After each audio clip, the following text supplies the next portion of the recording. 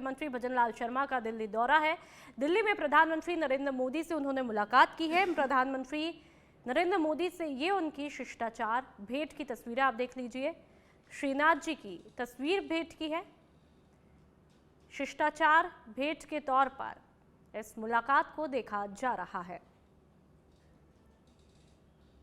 तो आज का दिन बेहद खास मुख्यमंत्री भजनलाल शर्मा के लिए दिल्ली दौरे का रहा है और कई बड़े बड़े दिग्गज नेताओं से मुलाकात हुई। सबसे पहले प्रधानमंत्री नरेंद्र मोदी के साथ में ये मुलाकात की तस्वीरें हम आपको फिर से एक बार दिखाएंगे। ओम बिरला के साथ में भी वो मुलाकात की तस्वीरें होंगी। साथ में जेपी नड्डा जो कि बीजेपी के राष्ट्रीय अध्यक्ष हैं, उनके साथ में भी मुलाकात की तस्वीरें दिखाएंगे।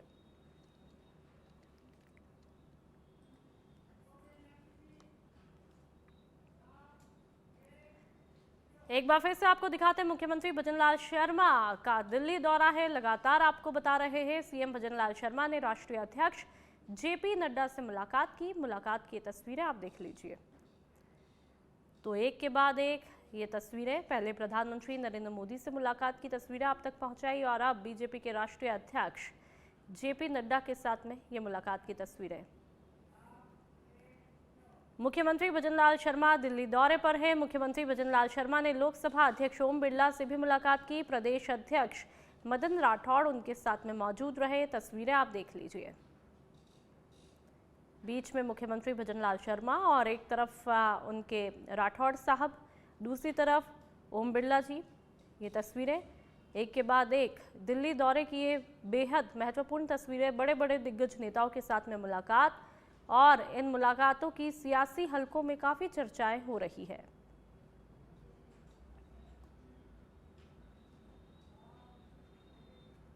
और अब जोधपुर से बड़ी खबर, जहां पर कुड़ी भक्तासनी थाने में वकील से धक्का मुक्की का मामला आज देखने को मिला। राजस्थान हाईकोर्ट ने मामले का खुद संज्ञान भी लिया है। पुलिस कमिश्नर ओम प्रकाश सहित शीर्ष अधिकारी अदालत में पेश हुए। कोर्ट में थाने के अंदर हुई कथित मारपीट का वीडियो भी चलाया गया। कार्यवाहक मुख्य न्यायाधीश ने पुलिस की कार्यशैली पर गंभीर सवाल उठाए और अब कोर्ट के सख्त होने के बाद में थानाधिकारी को निलंबित कर दिया गया। अगली सुनवाई में तय होगी मामले की आगे की दिशा। कल हुआ था दोनों के बीच में ये विवाद। सभी बार एसोसिएशन ने इस घटना का पुरजोर तरीके से विरोध किया है।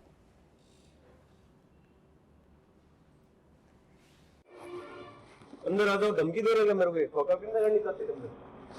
ये तो नरेंद्र सिंह जी दूसरी वाले की वर्दी का है। क्वांटिटी हो गई, वर्दी नहीं है। तुम कौन होते? मैं नागरिक होने के नाते मेरे पास अधिकार है इनको पूछने का। क्वांटिटी हो गई इनके पास, है नहीं, वर्दी नहीं है। और ऊपर से बयान नोट ले रहे हैं बिना वर्दी के। तेरा खोपड़ा खराब है क्या? तमीज से बात करो सर। पहले तो मैं तमीज 2 मिनट में सिखा दूंगा तेरे को। कैसे क्या सिखा दोगे? पहले तो आप तमीज से बात करो सर। तू पूछेगा वर्दी कौन पहनेगा? नहीं पहले तमीज से बात करो, तू तड़ाके से बात मत करो मेरे से। बेटा अंदर लो, अंदर लो। 105 मान करो। अरे ज्यादा जोश आ गया।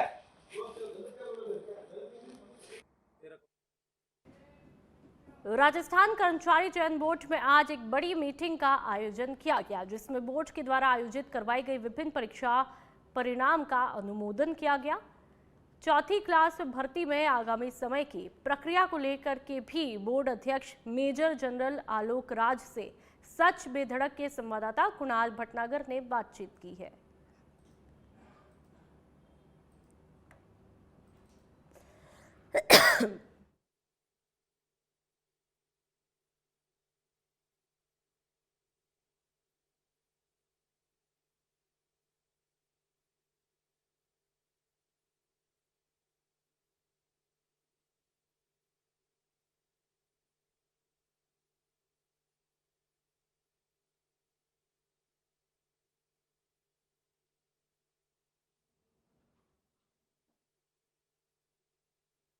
राजस्थान कर्मचारी चयन बोर्ड में मीटिंग हुई और कई एजेंडों का जो है अनुमोदन मीटिंग में किया गया। हमारे साथ राजस्थान कर्मचारी चयन बोर्ड के अध्यक्ष हैं। सर, आज मीटिंग हुई है बोर्ड में, क्या कुछ एजेंडे थे और क्या कुछ? देखिए, आज बोर्ड की मीटिंग थी, काफ़ी लंबी चली और काफ़ी समय बाद मीटिंग हुई है। तो इसमें कई सारे रिजल्ट जारी किए गए और जैसे कि इसके अंदर जूनियर टेक्निकल असिस्टेंट का फाइनल रिजल्ट जारी किया गया। डीवी पूरी हो चुकी थी और उसका रिजल्ट जारी किया गया। इसके अलावा लाइब्रेरी परीक्षा जो कि 2 पेपर उसके थे, उसका प्री डीवी रिजल्ट जारी किया गया। वीडियो की इसमें जो की होती है फाइनल की, उसका अनुमोदन किया गया। पटवारी का जो नॉर्मलाइजेशन होता है तो उसका अनुमोदन किया गया। इसके अलावा इसके पशु परिचर का जो एक पेंडिंग रिजल्ट था वो जारी किया गया। तो इस प्रकार से कई सारी चीज़ों पर हमने रिजल्ट जारी किया और बहुत ही शीघ्र इसको हम प्रयास कर रहे हैं कि हमारी वेबसाइट पर अपलोड कर दें। सर, क्योंकि कई परीक्षा आपने करवाई थी, दिसंबर और जनवरी में उनके जो रिजल्ट हैं वो आना प्रस्तावित है, किस तरह की तैयारियां हैं? दिसंबर और जनवरी में जो रिजल्ट परीक्षाएं हैं, अब तो सब रिजल्ट हमने जारी कर दिए हैं लगभग। अभी सिर्फ एक अकाउंट असिस्टेंट का रिजल्ट बचा हुआ है, जिसको कि हम प्रयास कर रहे हैं कि अगले हफ्ते जारी कर दें। एक वो बचा हुआ है जो कि हम चाहते हैं कि भर्ती मेले में शामिल हो जाए। बाकी तो हमने एक सर्वेयर और फोरमैन जो कि माइंस डिपार्टमेंट का था, उसका रिजल्ट भी हमने जारी किया है, तो वो भी अपलोड हो जाएगा और ये सभी भर्ती मेले में शामिल होने का प्रयास है। क्योंकि सर 4th ग्रेड भर्ती बड़ी भर्ती थी, 24 लाख के समथिंग फॉर्म इसमें आए थे, तो इसका जो है अभी प्रक्रिया चल रही है। इसमें नॉर्मलाइजेशन, क्योंकि अब की बार आपने पैटर्न भी चेंज किया है नवाचार करते हुए, तो इसमें किस तरह से मतलब इसका नॉर्मलाइजेशन और कब तक ये जो भर्ती का रिजल्ट है वो जारी हो जाएगा? देखिए, चतुर्श्रेणी परीक्षा जो कि 19 से 21 सितंबर के दरमियान हुई थी, उस पर अब सबसे पहले तुमको जो की है उस पर जो ऑब्जेक्शन है वो लेने हैं। तो हमारा आज से उसका लेने का प्लान था, लेकिन वो पूरा नहीं हो पाया, क्योंकि जो उसके लिए हम एक नवाचार कर रहे हैं और प्रयास कर रहे हैं कि उसमें कैंडिडेट्स को कम से कम डॉक्यूमेंट अपलोड करने पड़ें और बोर्ड को कम से कम डॉक्यूमेंट डाउनलोड करने पड़ें। तो हम पेपर भी बचाने का प्रयास कर रहे हैं और प्रोसेस को सिंप्लीफाई करने का प्रयास भी कर रहे हैं, ताकि जो उसका ऑब्जेक्शन का निस्तारण है वो फास्ट हो सके। उस प्रक्रिया को करने के लिए हमने थोड़ा सा बदलाव किया है और हम शायद आज शाम तक उसका नोटिफिकेशन जारी कर देंगे। और हम प्रयास कर रहे हैं कि 6 से 8 तारीख के बीच में, दिसंबर के बीच में हम ऑब्जेक्शन इनवाइट करें। सबसे पहले ऑब्जेक्शन आएंगे और ऑब्जेक्शन कितने आते हैं, कैसे आते हैं, कितने प्रश्नों पर आते हैं, उस पर निर्भर करेगा टाइम कितना लगेगा। तो हम प्रयास करेंगे कि इसी महीने में हम उनके ऑब्जेक्शंस को हम निस्तारण कर सकें, यदि वो संभव हो तो। और उसके बाद में फिर नॉर्मलाइजेशन होगा, तो नॉर्मलाइजेशन के अंदर फिर टाइम लगेगा, ज़्यादा टाइम लगेगा नहीं, लेकिन तो हमारा प्रयास है कि अगले महीने इसका रिजल्ट हम जारी कर सकें। तो ये थे हमारे साथ राजस्थान कर्मचारी चयन बोर्ड के अध्यक्ष मेजर जनरल आलोक राज। सहयोगी जैकी के साथ मैं कुणाल भटनागर, सच बेधड़क जयपुर। बाली सादड़ी थाना क्षेत्र के शिव तालाब में 2 मंदिरों में चोरी की वारदात का मामला देखने को मिला है। चोर ने सोमेश्वर महादेव मंदिर और माताजी मंदिर को निशाना बनाते हुए चांदी के 13 छत्र और दान पत्र से लगभग 10,000 रुपए की नकदी लेकर के फरार हुए। मंदिर ट्रस्ट सचिव अशोक सिंह ने पुलिस को रिपोर्ट दर्ज करके बताया कि चोरों ने दोनों मंदिरों के ताले तोड़े, सोमेश्वर महादेव मंदिर से चांदी के 4 छत्र चोरी किए, जबकि माताजी मंदिर से चांदी के 9 छत्र ले गए। दान पत्र को तोड़कर उसमें रखी करीब 10,000 रुपए की नकदी भी चुरा ली। घटना की सूचना मिलने पर सादड़ी पुलिस ने बदमाशों की तलाश शुरू कर दी है।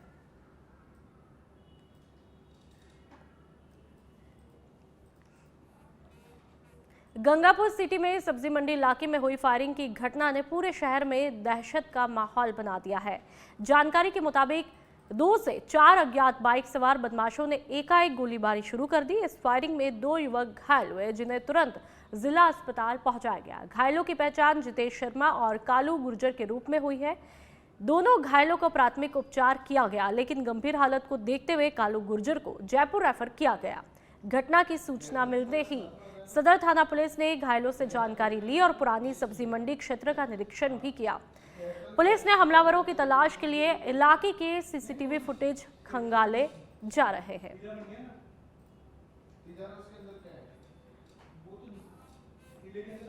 डूंगरपुर के बिच्छीवाड़ा थाना क्षेत्र के NH 48 शेरवाड़ा में 25 नवंबर को मिले संजय डोडा की संदिग्ध मौत का खुलासा नहीं होने पर बोखला गांव के ग्रामीणों में नाराजगी बढ़ गई। शव पर गंभीर चोटों के निशान थे और परिजनों ने आरोप लगाया कि संजय एक युवती से बातचीत करता था। इसी रंजिश में युवती के परिवार ने उसकी हत्या करके शव झाड़ियों में फेंका। परिजनों का आरोप है कि पुलिस 6 दिन में भी केवल पूछताछ करके आरोपियों को छोड़ चुकी है और मामले में कोई प्रगति नहीं हुई। इसी विरोध में ग्रामीण बड़ी संख्या में जिला कलेक्ट्रेट पहुंचे, जहां पर उन्होंने कलेक्टर को ज्ञापन दे करके आरोपियों की गिरफ्तारी और निष्पक्ष जांच की मांग की।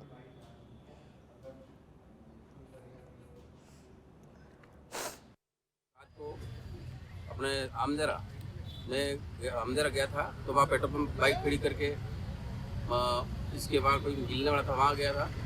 तो रास्ते में रात को ही मर्डर हो गया।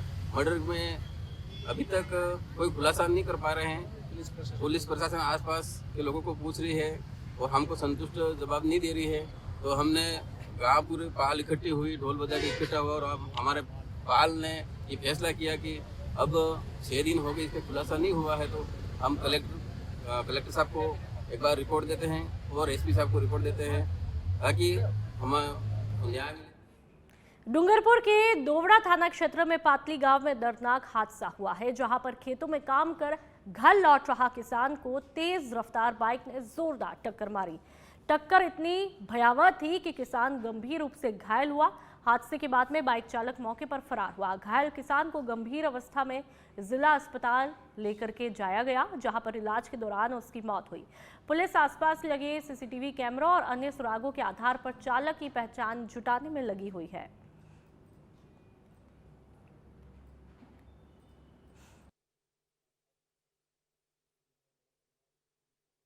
पातली खेतों से घर की तरफ जा रहे थे कि अचानक एक बाइक सवार आया और टक्कर मार दी, जिससे घायल हो गए, जिन्हें एम्बुलेंस में जनरल हॉस्पिटल डूंगरपुर भर्ती किया, जिस पर इलाज के दौरान उनकी मृत्यु हुई।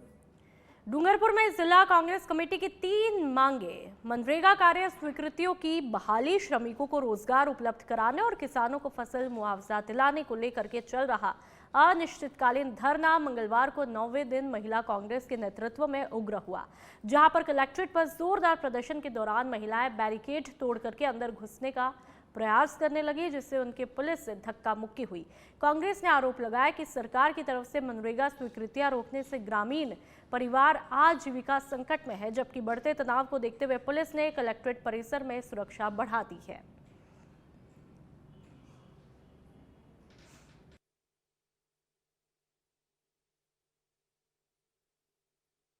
नरेगा को लेकर और जो मजदूरी मेड जो जाते हैं, कारीगर मेड जो भी होता है, उनका पेमेंट नहीं हुआ है आज तक। और जो हमारे फसल खराब हो गई है बारिश की वजह से, आज तक उनका कोई भुगतान नहीं हुआ है।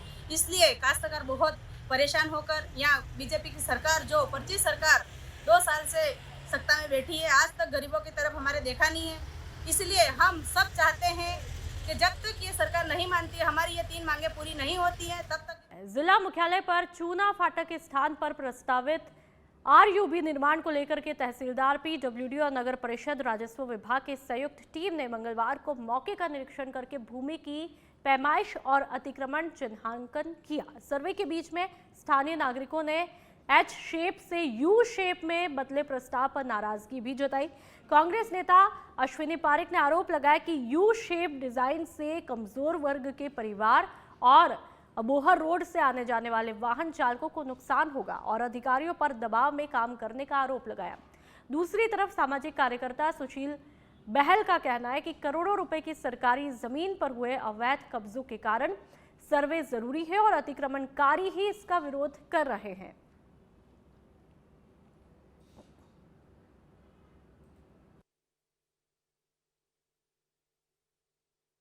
एच टाइप में अंडरपास बन रहा था और अब इसको यू शेप के अंदर किया है। एक तो पहली चीज ये, और दूसरी चीज ये कि जब पीडब्ल्यूडी के अधिकारी आए थे तो वो 94 फुट का कह रहे थे, 18.5 फुट की रोड दोनों साइड कह रहे थे। अब जो आज नगर परिषद की सर्वे की टीम आई है वो 100 फुट ले रही है। जब हम लोग आके यहाँ पे बसे तो ये रोड 80 फुट थी और 80 फुट के हिसाब से हमने काफी पीछे छोड़ के बनाया था। अब ये कह रहे हैं कि भैया आपका 2 फुट आ रहा है। चलो, हम लोगों के पास में तो यहाँ पे 8 से 10 परिवार ऐसे जिनके पास में उनके पट्टे भी है, कागज भी पूरे हो रहे हैं, लेकिन जो अन्य गरीब लोग हैं, एक तो उनका बहुत जबरदस्त नुकसान होगा।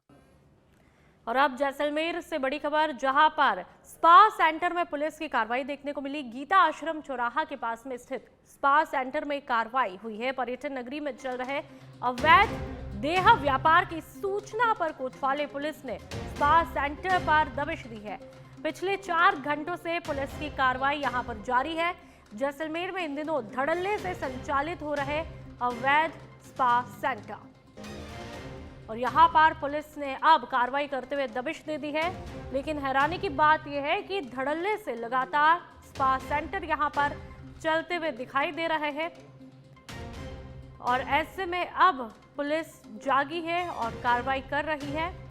लेकिन आखिरकार हिम्मत कैसे हो जाती है लगातार इस तरह से खुलेआम स्पा सेंटर की आड़ में देह व्यापार जिस तरह से फल फूल रहा है, वो वाकई में एक सोचने का विषय है।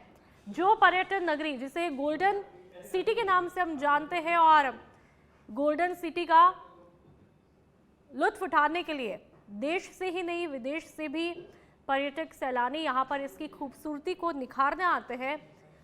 और ऐसे में जब यहाँ पर स्पा सेंटर की आड़ में देह व्यापार का धंधा फलता है फूलता है तो वाकई में काला धब्बा लग जाता है।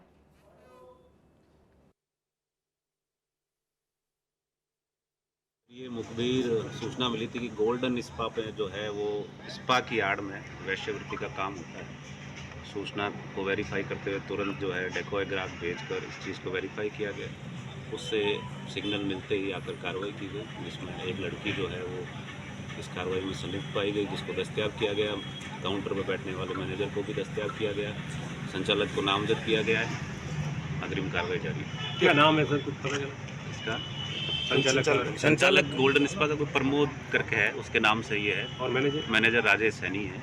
कहाँ के रहने वाले सर? और राजेश सैनी दौसा का है और मैनेजर अजमेर का है। तो सर बताया जा रहा है यहाँ पे काफ़ी लड़कियाँ रहती थी, आज एक ही मिली है।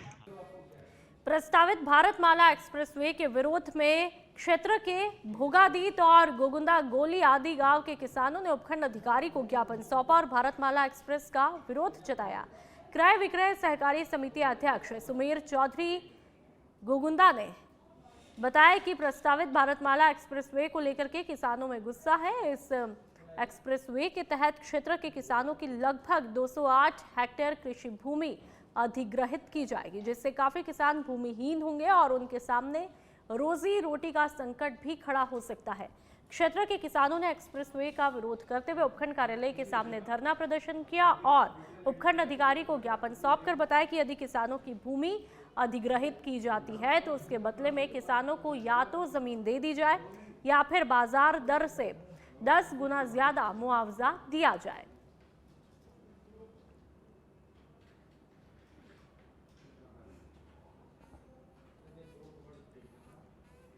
राजस्थान में ओबीसी को मिलने वाले राजनीतिक आरक्षण को और ज्यादा स्पष्ट और प्रभावी बनाने के लिए आज जिला परिषद सभागार में संभाग स्तरीय जनसंवाद आयोजित किया गया। राजस्थान ओबीसी आयोग के अध्यक्ष और सेवानिवृत्त न्यायाधीश मदनलाल भाटी ने जनप्रतिनिधियों के साथ में सामाजिक संगठनों से फीडबैक लिया। भाटी ने कहा कि आयोग व्यापक रिपोर्ट तैयार कर रहा है और जल्द ही 19 बिंदुओं पर आधारित एक पारदर्शी सर्वे भी शुरू किया जाएगा, जिससे वहां के निकाय और पंचायत राज संस्थाओं में ओबीसी वर्ग की वास्तविक क्या कुछ रिपोर्ट है वो सामने आएगी। जन संवाद में जनसंख्या के अनुपात में राजनीतिक प्रतिनिधित्व बढ़ाने, ओबीसी में पिछड़ा और अति पिछड़ा वर्ग अलग करके आरक्षण तय करने, जिलेवार प्रतिनिधित्व सुनिश्चित करने जैसे अहम सुझाव भी सामने आए। कार्यक्रम में क्षेत्र के विधायक, जिला प्रमुख और 7 जिलों के प्रतिनिधि मौजूद रहे।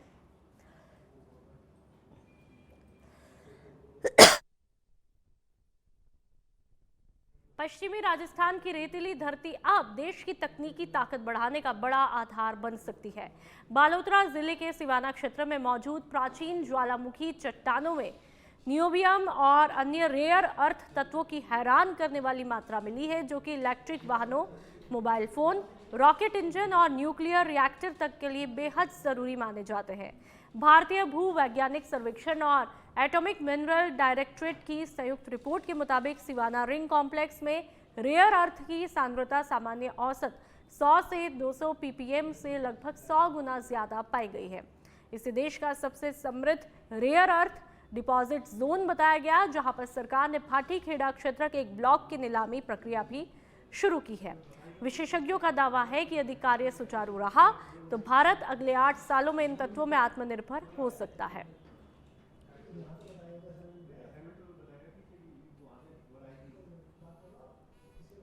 उदयपुर में गृह रक्षा स्थापना दिवस के मौके पर होमगार्ड विभाग के द्वारा मंगलवार को हेलमेट जागरूकता रैली आयोजित की गई। समादेवटा कमांडेंट प्रणय जसोरिया के निर्देशन में निकली इस रैली में बड़ी संख्या में होमगार्ड जवान शामिल हुए। मंगला राम के नेतृत्व में निकली बाइक रैली का उद्देश्य लोगों को हेलमेट पहनने, सड़क सुरक्षा और यातायात अनुशासन के प्रति जागरूक करना था। रैली शहर के प्रमुख मार्गों से होती है, जहां पर होमगार्ड जवानों ने सुरक्षित ड्राइविंग का संदेश भी दिया।